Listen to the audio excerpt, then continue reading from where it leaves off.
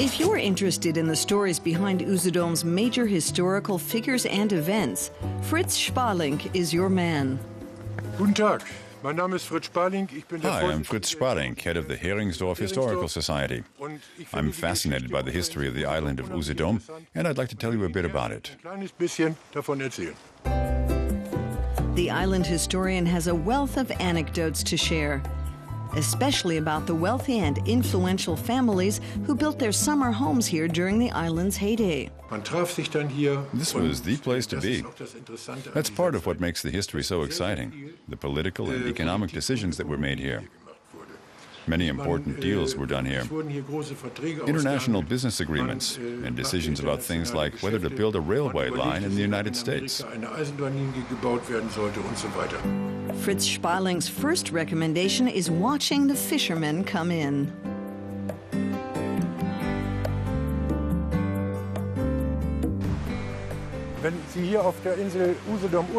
Anyone vacationing on the island should take the time to stop by the beachfront at 7 in the morning to watch the last fishermen who still work the coastal waters come in.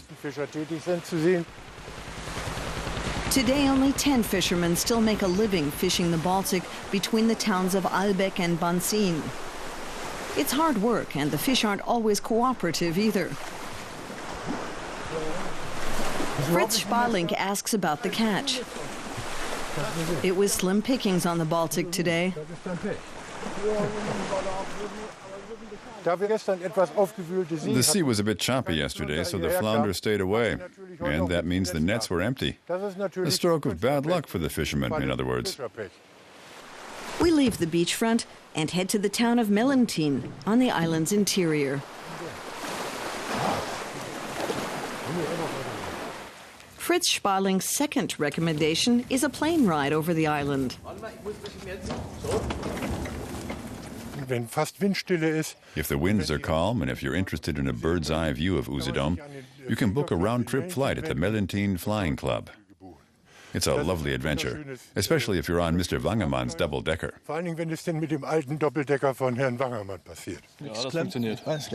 A flight on an old-time aircraft is just the ticket as far as the island historian is concerned, even though he's no longer up for the role of co-pilot.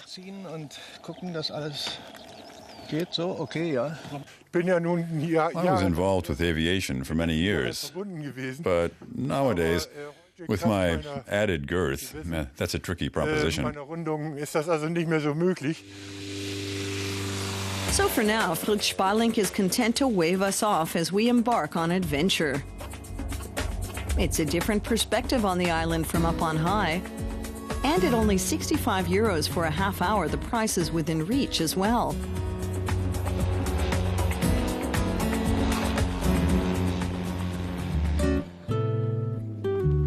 For our third recommendation, we head to the historical fishing village of Loddin, with its thatched roofs. Reeds have been used to thatch cottages from time immemorial.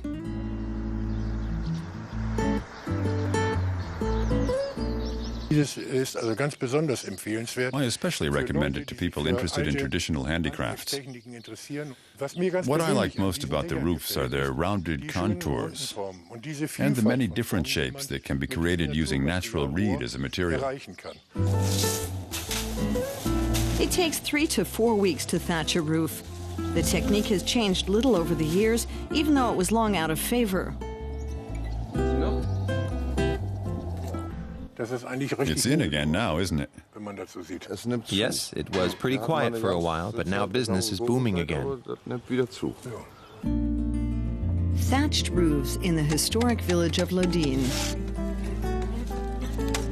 An early morning visit to watch the fishermen come in. And a plane ride over the island. Fritz Spalink's 3 tips for a visit to Usedom.